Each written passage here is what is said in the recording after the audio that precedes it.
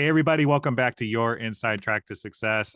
As always, I'm your host, Stuart Cranes. We have another amazing guest for you this week. But before we go ahead and introduce her, please be sure to like and subscribe.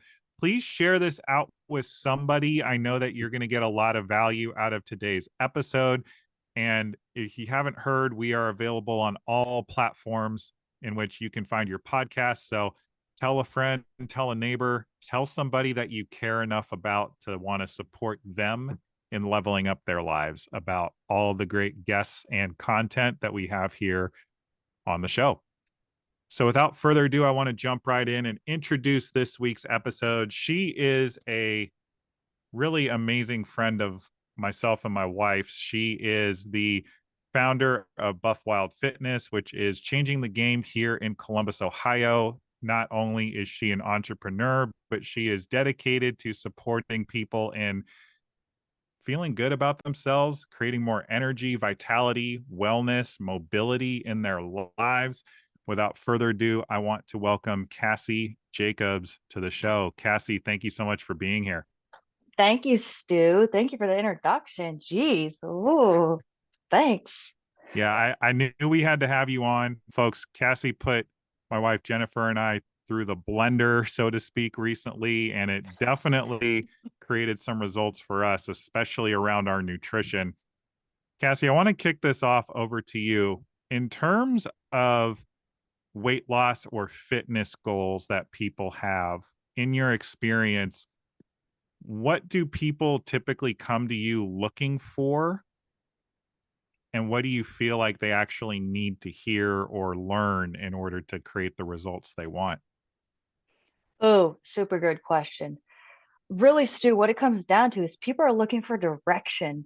They're Mhm. looking for basically they want their hand held in a way that's going to empower them to create in their life long term, not just in this moment, but for long term. They need somewhere to start. And that is both fitness and that is nutrition as well. They're craving that. They want that person, the accountability. They want someone there to cheer them on, to give them support, give them loving encouragement, and also push them a little bit, push the envelope, just to make them a little bit uncomfortable and like, I don't think that's possible. So really they want a platform to start from. And that's really what I'm here for. I want to show you and everyone else like what is possible having a base. I wanted to ask because I think your response is awesome and I agree just from personal experience. But oftentimes I feel like everybody can plan.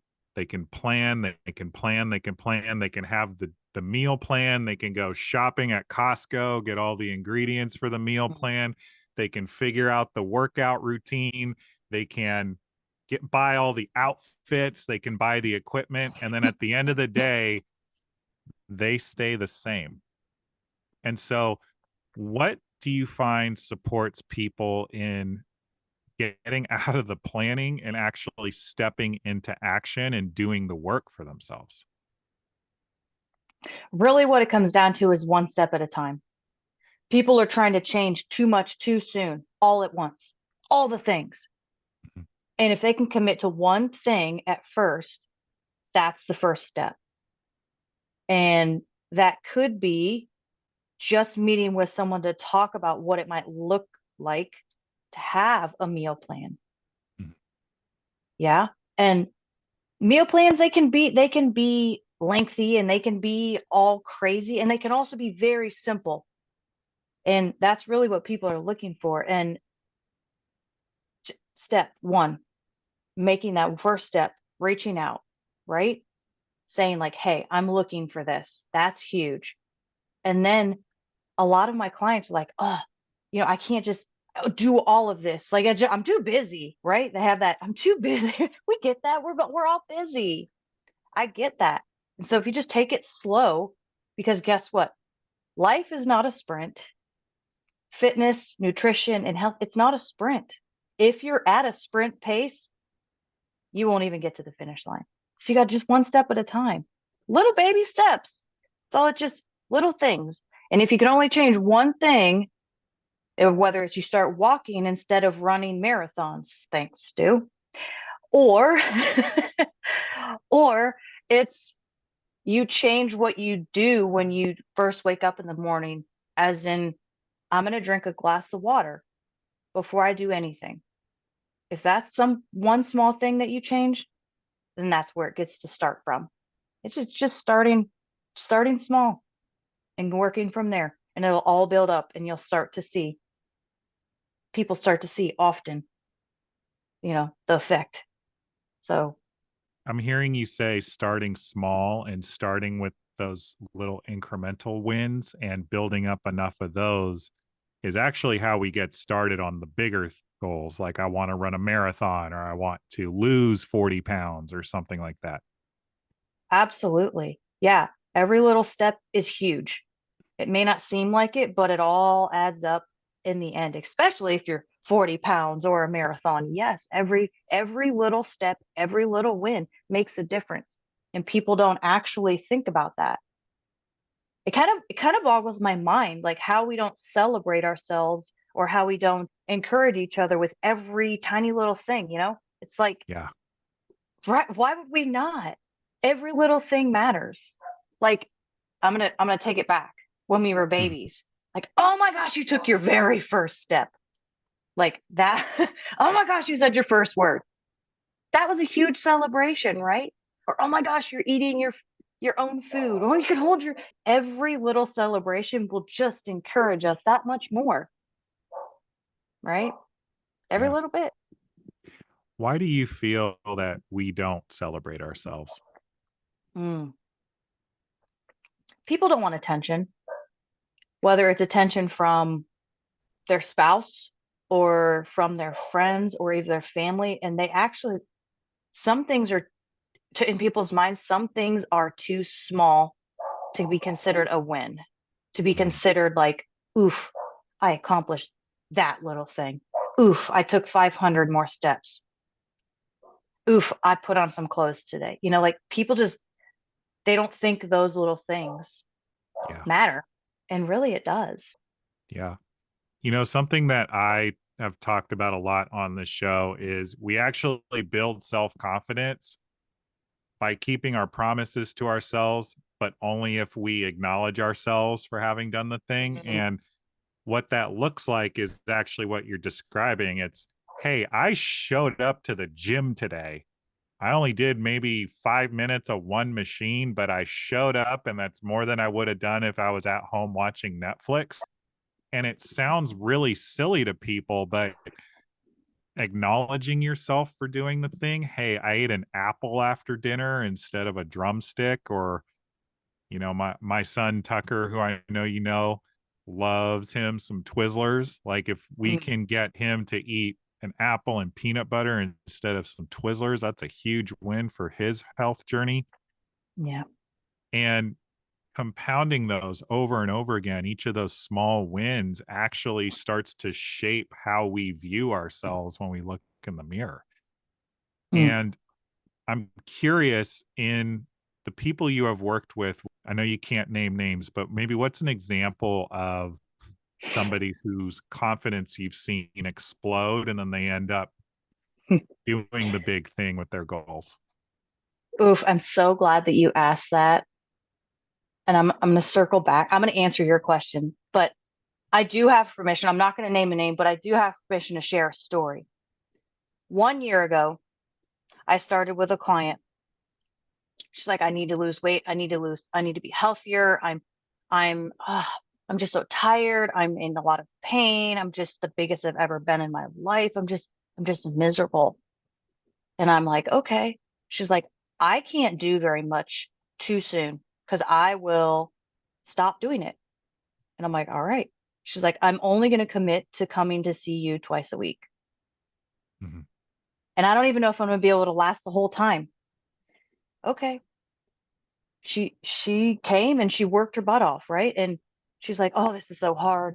Did she vomit? Yes, just because of the changes that were happening within herself and pushing herself. And that was only one time actually. So I don't push people to the vomit point. But my point being, I'm going to continue on. Uh, she came and she pushed herself, and that was huge for her. And she started seeing results pretty quickly. And she was like, "Okay, Cassie, all right, I'm ready for the next thing, but only one little thing, right?" I'm like, "Okay." She's like, "I'm just gonna like eat a little better for lunch." I'm like, "Okay, that's fine. Let's do that." And then she's like, "Oh, okay, well, this is different." And then she started eating a little better for breakfast. And then a little bit later, she started eating a little bit better for dinner. She's like, "Oof, I'm feeling a little more energized. I don't feel as sore. I'm able to snack back from working out a little quicker. I can walk around my block with my dog now." Yeah. And at one point, she's like, "Here I am, Cassie. I'm at a plateau and I'm getting mad." I'm like, "Okay, so let's talk about that and see where we can change some things up." And we did. And she was stuck and focused and fixated on one small number, that it was holding her back. She wasn't realizing all of the other things that she had achieved, like working out, changing her whole entire lifestyle for what she ate and how she ate, because she chose to, because she wanted to take it on. Mm. And at this point, she had lost 60 pounds and over Wow. 32 inches. This was 10 months into our journey together. 60 pounds and 32 inches, Stu. That's not a small feat. Mm-mm. So I was reminding her of all these things that she's overcome and surpassed, and little things. She's like, "Yeah, you're right. Yeah, you're right. Yes. You're right." And then she decides to throw at me, "Hey, I got engaged." Oh, I And I love want that. to lose like more I want to feel and look beautiful on my wedding day. I want to feel like people tell me that I come out as, beautiful and confident and all that. I'm like, "Okay." So we talked about that, and literally in the middle of the night, like last night into today, she sent me a picture in her wedding dress and said to me, "I have never felt so beautiful." I love that. Yeah. She still has more she wants to do. And you could tell on her face, you could tell in the way she was standing and holding herself up, like she felt it. And for me, that's the win for me. I don't care about the number. I mean, I do care about the number, but I don't. It's not about number. It's not about inches. It's about how you feel here and how you feel for yourself. Yeah. I think what's so special about that story is it's an example of somebody not only creating the result, but shifting how they viewed themselves, not only when they look in the mirror, but how they just view themselves as a person. And you hit on this a little bit, but I'd like to do a deeper dive. Yeah. Over time, especially when there's a big goal, a bigger goal typically takes a longer amount of time to complete or Yeah. achieve. Hmm. And just the way the world works, the longer that time horizon is, the more opportunities there are for things to get derailed or for obstacles to present themselves.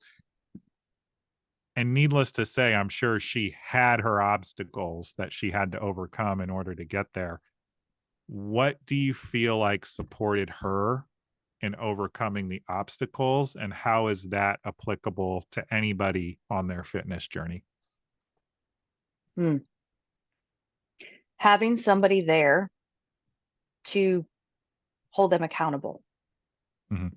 And what I mean about that is, yes, you might have a spouse, you might have a partner, you might have somebody there, and that same somebody can also derail you. Having somebody knowing what they're doing and understanding how to push people in, a healthy way, having that person there, and that could be your spouse and your partner, but having that accountability person there to keep you on track and to let you know, "Hey, you got this. You got it." Yeah. And I don't know how many times I've talked to your beautiful wife, Jen, and we're both like cheering each other on, like, nope, we got this. We can do it. And we're not even on the same path. We don't Mhm. even do the same thing. Mm-mm. And having a person there just loving you and embracing whatever is going to come up for you and falling on your face. Because I promise you, no matter what journey you're on in life, health, fitness, a new career, school, kids, a relationship, all the things, right, Stu? Like, we're going to fall on our face. We Mhm. are not perfect.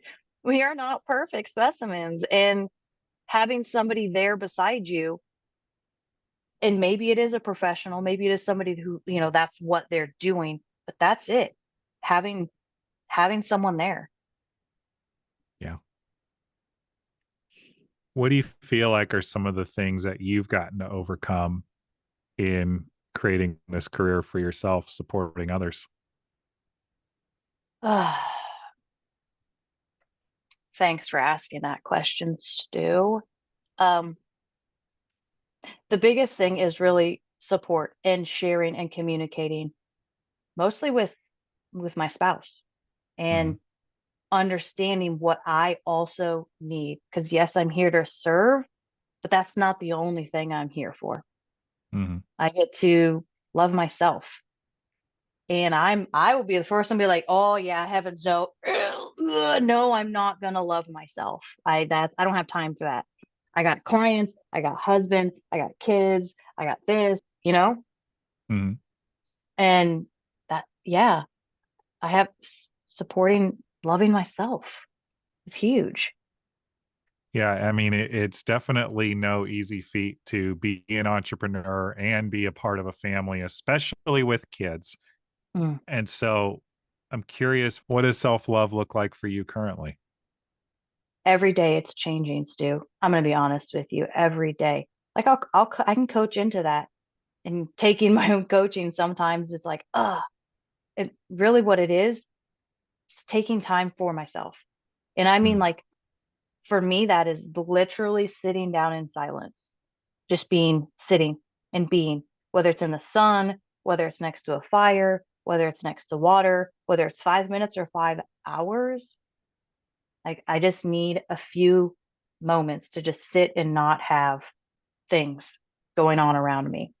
That's the biggest thing for me. I love to get my nails done. I do. I love nails, my toenails, you know. And so, I mean, it's a little different for me each week because it's just it's different. And some weeks I might need a little bit more me time.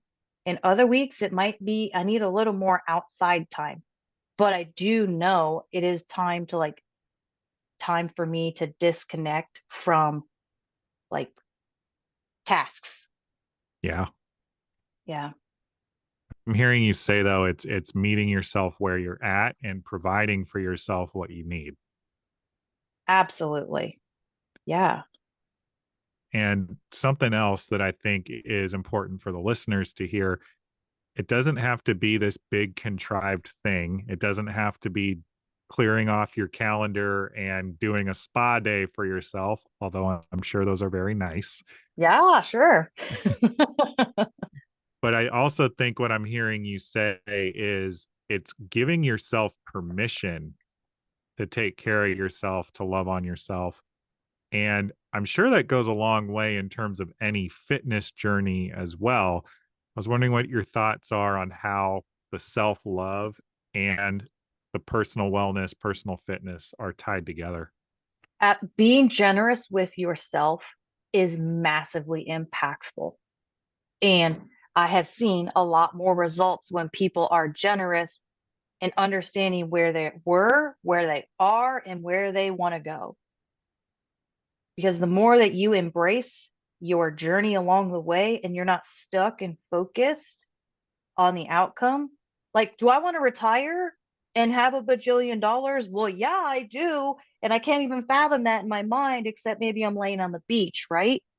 But I get to embrace this right here where I'm at, me and you, right here where we're at. And if I don't, I'm going to get lost.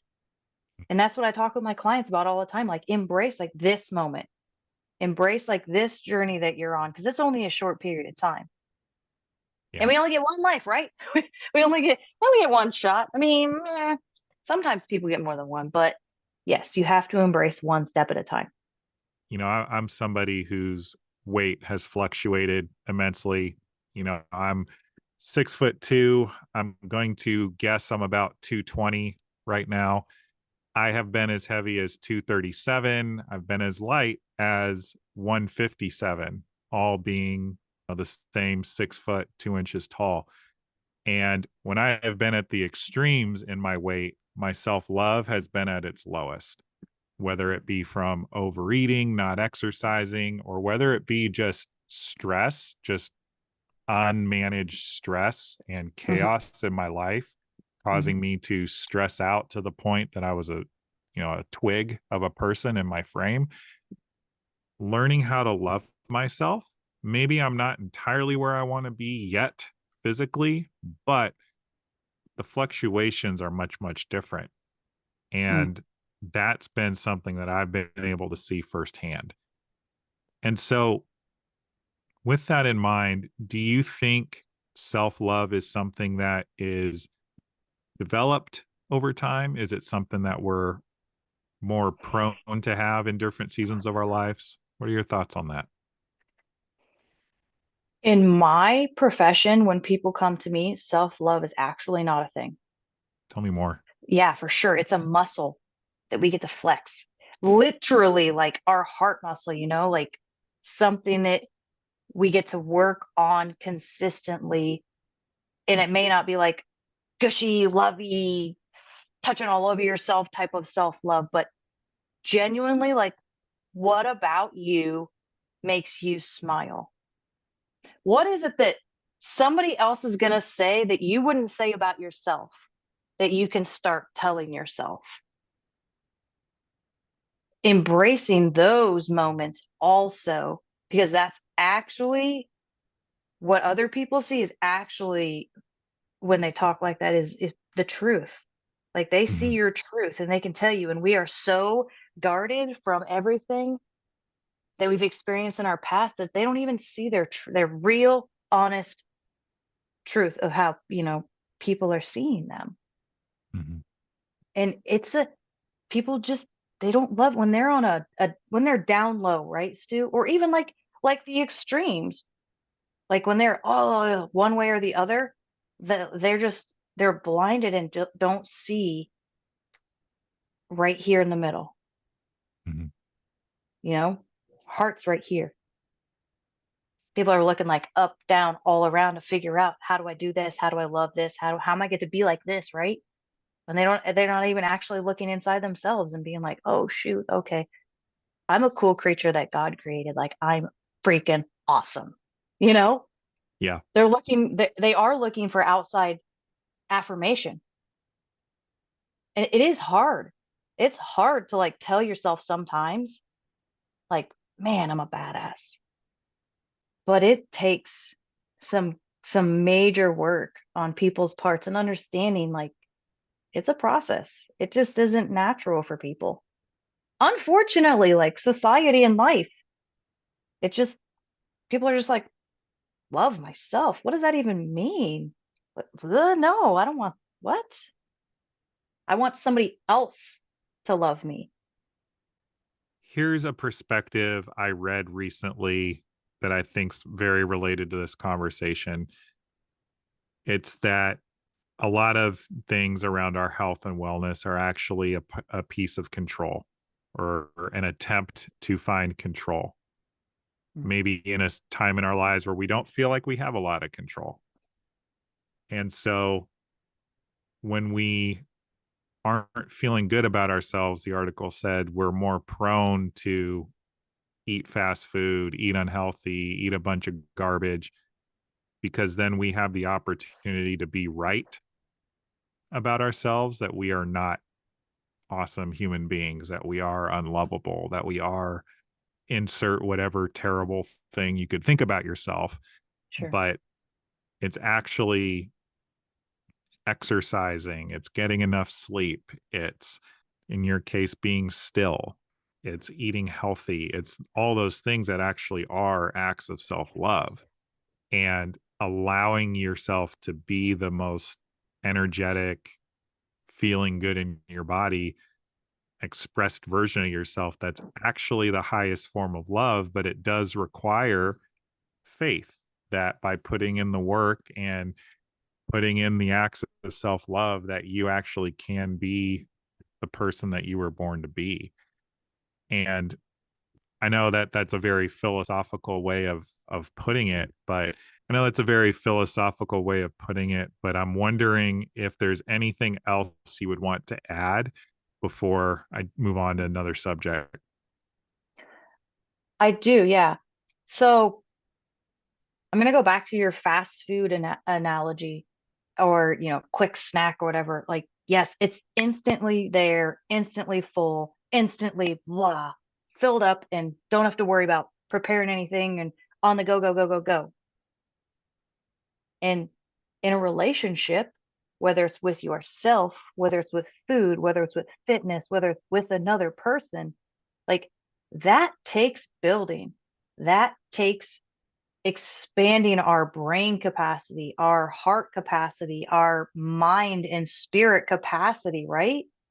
Mhm, It's not instant. mm-mm, And the results that people are paying and continue to pay when we choose to put that immediate gratification in are detrimental. mhm, Continue to be. So many research studies have shown that. Yes, it may cost a little more to care, cost a little more money, cost a little more time, cost a little bit more energy, yes, but the results are exponentially improved. I love it. I love it. I wanna switch gears here. Obviously, we're both parents. We have some very active children. How can we as adults be good role models and examples for our children in terms of health, wellness, and self-love? Great question, Stu. And it's really, first thing first, self love. Mhm, Honest to God answer for me and where I'm at with my clients and my life with my kids. It's self love. Understanding, what does that even mean? Teaching them that. I have a I have a 4-year-old son and a 10-year-old daughter, totally different ends of the spectrum of growth and development and stuff, and seeing the difference in understanding and sharing with them self-love versus other people who don't have a clue what love even looks like. mhm, It totally changes perspective of life and how they view different things in life. And also at the same time, like you said, self love is also food and is also movement. Now, my children, and I know that your child, very, very active. I think technology is a massive thing that is just kind of messed with society.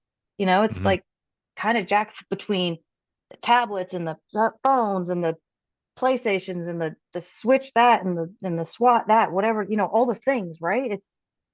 It's made people more stationary.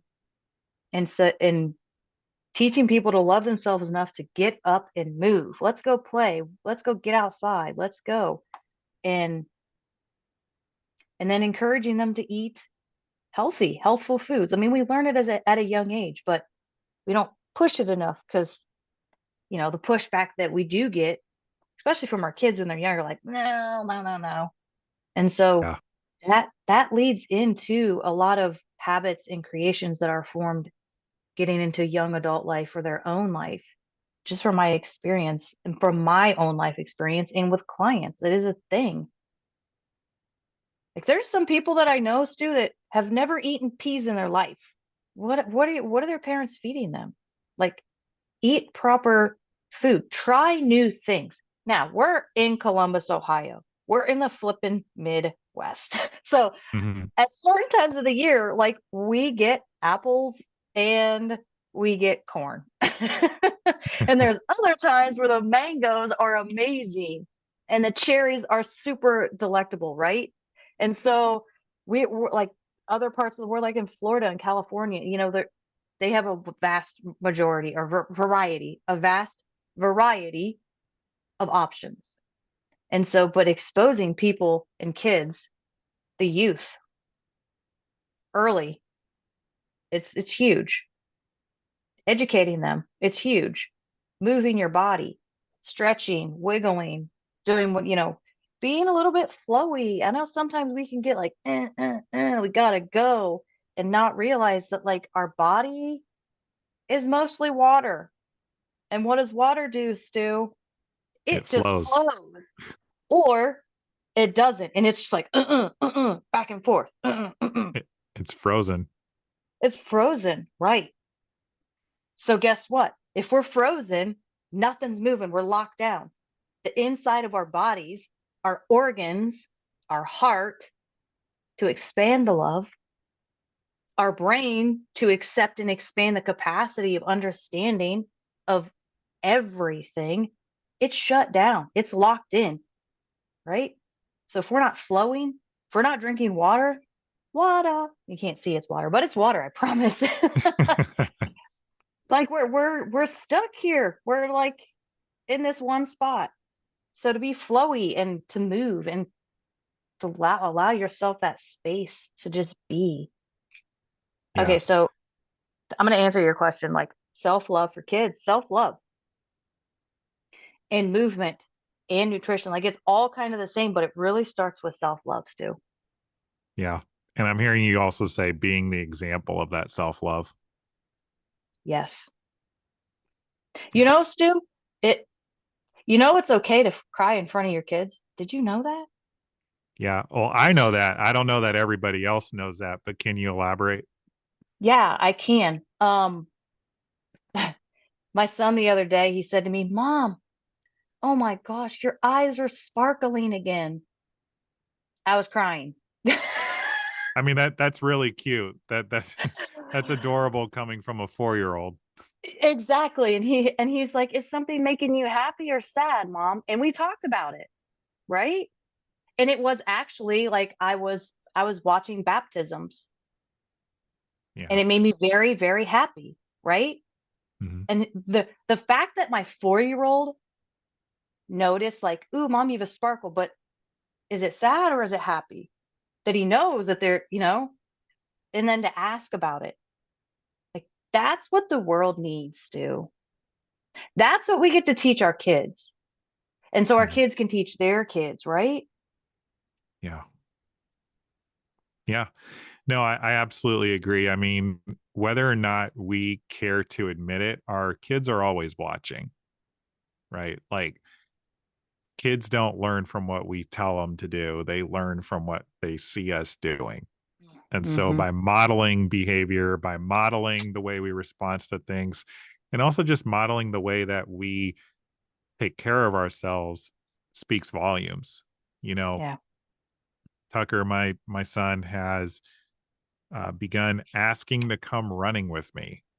And Wow. he doesn't come for the full 9 miles, 10 miles or whatever I'm doing, but he does come for a mile or two. And learning how that benefits him and how that supports him in becoming a better soccer player and Mm. learning that there are other movements and ways to become more athletic. There's all value to it, but he became interested in that because I do it all the time. Like I'm training for a half marathon I'm running next week and Whoop, whoop. thank you. Thank you. And he sees me leaving every morning before he leaves for school so that I can get the miles in before I get to go start my day.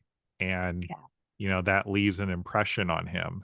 And so, for anybody listening to this with small children, definitely think about how you show up because what your kids see is what they're going to basically reflect right back at you. Mm-hmm. They say our children are perfect mirrors of us. So Cassie, you are doing all the things. You're an entrepreneur, you're helping people transform their lives. You're a mom, you're a wife. What is currently bringing you joy in your life? I'll be honest, Stu. I'm at a point right now where I'm so full with my schedule I am an entrepreneur and a mom and a wife, and I get to like sit back because I become all of those things all the time, and I don't do enough joyful things. Hmm. And so, what it looks like for me when I recognize that, because every once in a while I do find myself in this, like, oh, shoot, I don't know what's bringing me joy right now. Hmm. The fact that I can lean in on myself and like think to myself and then think out loud and share it with my spouse, with my husband, who I love dearly, that actually is probably what brings me the most joy. Having someone there who encourages me as much as my spouse does. Love that. Mm. Shout out to Marcus, by the way. Marcus! So, Cassie, we're going to have to start winding this one down, but how can folks get in contact with you, learn more about you, and possibly start their health and wellness journeys with you as well? Great question. You can shoot me an email at buffwildfitness.com. And you can go on my website, buffwildfitness.com. BUFF, wildfitness.com. You can find me on Facebook, and I'm a little bit on Instagram, but not very much. Folks, we will absolutely have Cassie's information readily available in the show notes and the description so that you can continue the journey with her. Also, continue to up level yourself well after you listen to this show. And so, Cassie, as we begin to wind this down, final question I ask everybody: what are you acknowledging yourself for today? Hmm.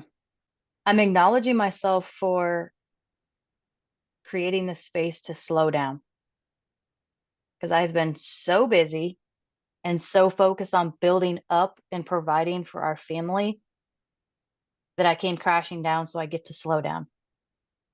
Yeah. And that's real weird for me. Real, real weird for me. So I'm embracing the slowing down. And I acknowledge Yeah. myself for allowing myself to do that because it is not easy. Mhm. No. Well, it's just an undeveloped muscle. Yeah. Yeah, that's right. That's right. I better go to the gym and work that one out. I'm sure, though, even if this is uncomfortable, you're finding that by slowing down, it's actually helping you accelerate different areas of your life. Absolutely. It is. And realizing like, ooh, I can flow in this area a little bit, or I can flow in this area a little bit, or ooh, in my relationship, oh, with different menus, or ooh, playing with my kids. That's Mhm. joyful. Mhm. It really it is, yeah. And so stepping into different areas a little differently here and there. Yeah. I love it. I love it. Folks, definitely be sure to connect with Cassie. She is definitely somebody who's been in my corner for some time now, my wife's corner even longer, and is absolutely the right person to support you on your health and wellness journey yourself. But for now, y'all, this has been your Inside Track to Success. As always, I am your host, Stuart Cranes. We will be back next week with another amazing guest or message. Please be sure to hit that little bell icon so you continue to get the updates as we put out more and more episodes and content. Until then, we will see you next week.